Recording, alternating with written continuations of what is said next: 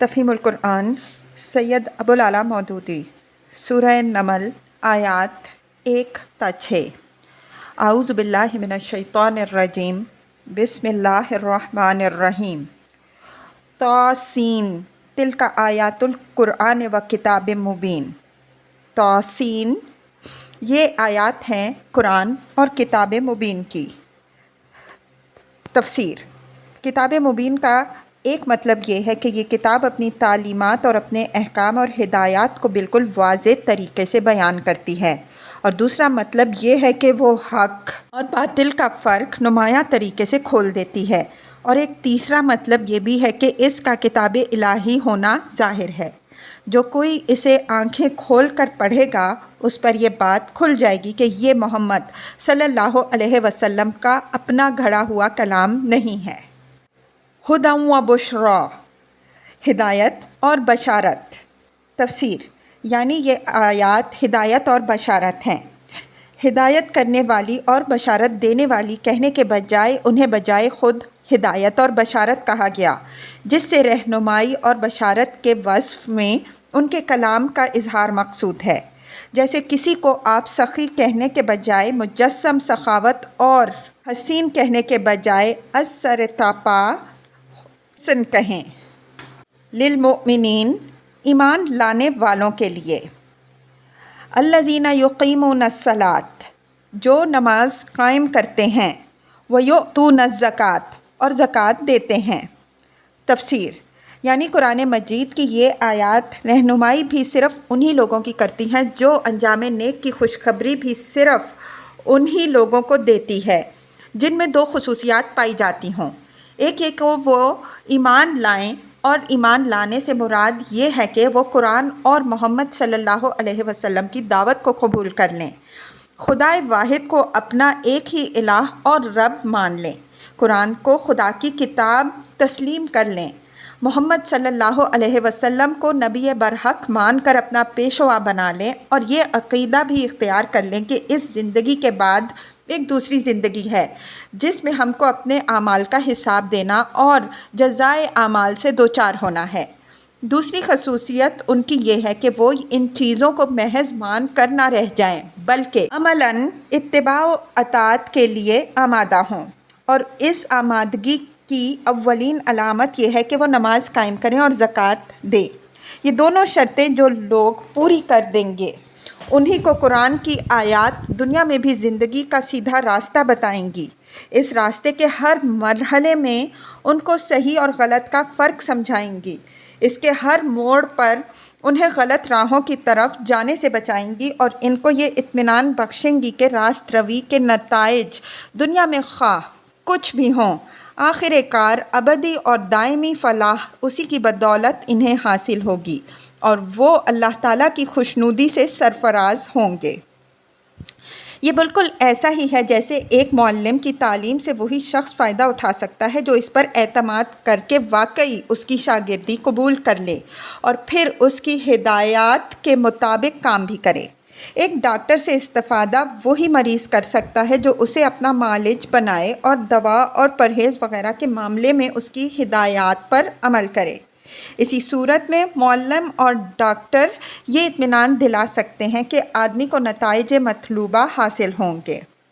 بعض لوگوں نے اس آیت میں وَيُؤْتُونَ الزَّكَاةَ کا مطلب یہ لیا ہے کہ وہ اخلاق کی پاکیزگی اختیار کریں، لیکن قرآن مجید میں اقامت الصلاۃ کے ساتھ ایتائے زکوٰۃ کا لفظ جہاں بھی آیا ہے اس سے مراد وہ زکوٰۃ ادا کرنا ہے جو نماز کے ساتھ اسلام کا دوسرا رکن ہے۔ علاوہ بریں زکوٰۃ کے ساتھ ایتائے زکوٰۃ کا لفظ استعمال ہوا ہے جو زکوٰۃ مال ادا کرنے کے معنی متعین کر دیتا ہے، کیونکہ عربی زبان میں پاکیزگی اختیار کرنے کے لیے تزکیہ کا لفظ بولا جاتا ہے، نہ کہ ایتائے زکوٰۃ۔ دراصل یہاں جو بات ذہن نشین کرنی مقصود ہے وہ یہ کہ قرآن کی رہنمائی سے فائدہ اٹھانے کے لیے ایمان کے ساتھ عملاً اطاعت و اتباع کا رویہ اختیار کرنا بھی ضروری ہے، اور اقامت صلاۃ اور ایتائے زکوٰۃ وہ پہلی علامت ہے جو یہ ظاہر کرتی ہے کہ آدمی نے واقعی اطاعت قبول کر لی ہے۔ یہ علامت جہاں غائب ہوئی وہاں فوراً یہ معلوم ہو جاتا ہے کہ آدمی سرکش ہے۔ حاکم کو حاکم چاہے اس نے مان لیا ہو مگر حکم کی پیروی کے لیے وہ تیار نہیں ہے۔ وَهُمْ بِالْآخِرَةِ هُمْ يُوقِنُونَ، اور پھر وہ ایسے لوگ ہیں جو آخرت پر پورا یقین رکھتے ہیں۔ تفسیر: اگرچہ آخرت کا عقیدہ ایمانیات میں شامل ہے اور اس بنا پر ایمان لانے والوں سے مراد ظاہر ہے کہ وہی لوگ ہیں جو توحید اور رسالت کے ساتھ آخرت پر بھی ایمان لائیں، لیکن ایمانیات کے ضمن میں اس کے آپ سے آپ شامل ہونے کے باوجود یہاں اس عقیدے کی اہمیت ظاہر کرنے کے لیے خاص طور پر زور دے کر اسے الگ بیان کیا گیا ہے۔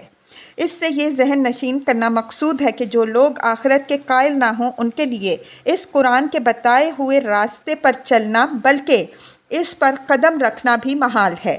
کیونکہ اس طرز فکر کے لوگ طبعاً اپنا معیار خیر و شر صرف انہی نتائج سے متعین کرتے ہیں جو اس دنیا میں ظاہر ہوتے یا ہو سکتے ہیں،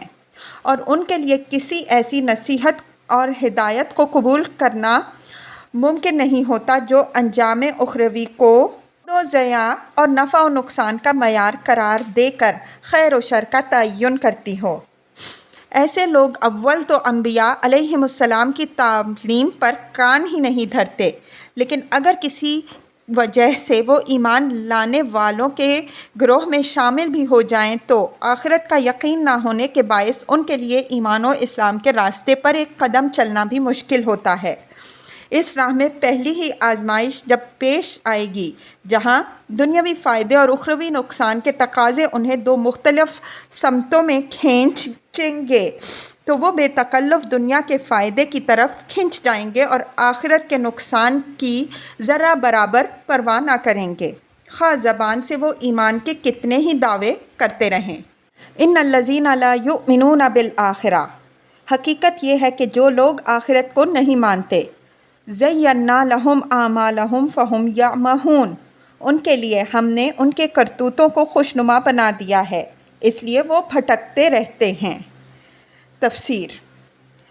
یعنی خدا کا قانون فطرت یہ ہے کہ نفسیات انسانی کی فطری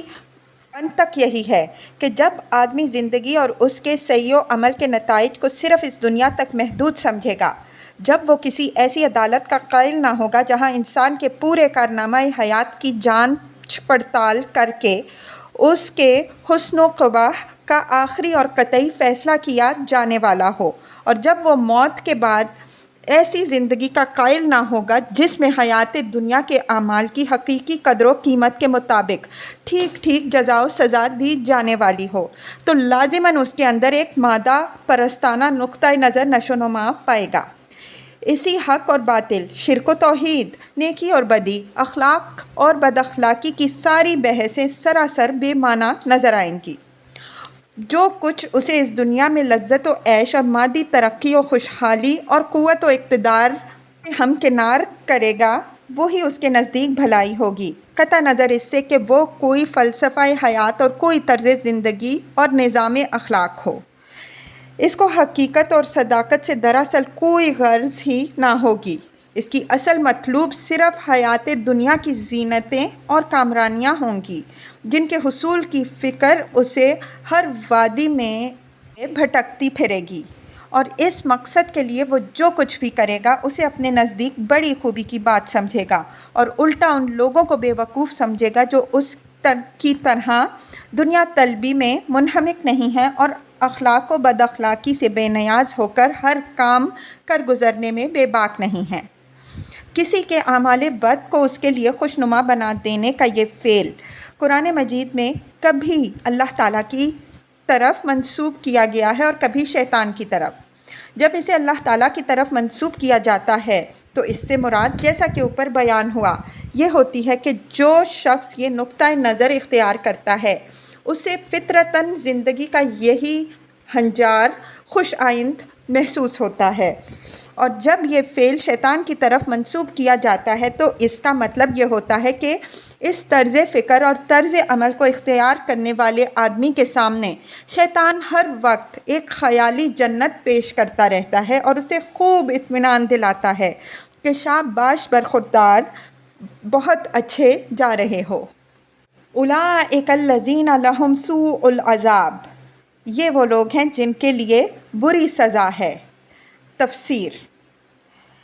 اس بری سزا کی صورت، وجہ اور جگہ کا تعین نہیں کیا گیا ہے، کیونکہ یہ اس دنیا میں بھی مختلف افراد، گروہوں اور قوموں کو بے شمار مختلف طریقوں سے ملتی ہے۔ اس دنیا سے رخصت ہوتے وقت عین موت کے دروازے پر بھی اس کا ایک حصہ ظالموں کو پہنچتا ہے۔ موت کے بعد عالم برزخ میں بھی اس سے آدمی دوچار ہوتا ہے، اور پھر روز حشر سے تو اس کا ایک سلسلہ شروع ہو جائے گا جو پھر کہیں جا کر ختم نہ ہوگا۔ وَهُمْ فِي الْآخِرَةِ هُمُ الْأَخْسَرُونَ، اور آخرت میں یہی سب سے زیادہ خسارہ اٹھانے والے ہیں۔ وَإِنَّكَ لَتُلَقَّى الْقُرْآنَ مِن لَّدُنْ حَكِيمٍ عَلِيمٍ، اور اے محمد صلی اللہ علیہ وسلم، بلا شبہ تم یہ قرآن ایک حکیم و علیم ہستی کی طرف سے پا رہے ہو۔ تفسیر: یعنی یہ کوئی ہوائی باتیں نہیں ہیں جو اس قرآن میں کی جا رہی ہیں، اور نہ یہ کسی انسان کے قیاس پر مبنی ہیں، بلکہ انہیں ایک حکیم و علیم ذات القاء کر رہی ہے جو حکمت و دانائی اور علم و دانش میں کامل ہے، جسے اپنے خلق کے مصالح اور ان کے ماضی و حال اور مستقبل کا پورا علم ہے، اور جس کی حکمت بندوں کی اصلاح و ہدایت کے لیے بہترین تدابیر اختیار کرتی ہے۔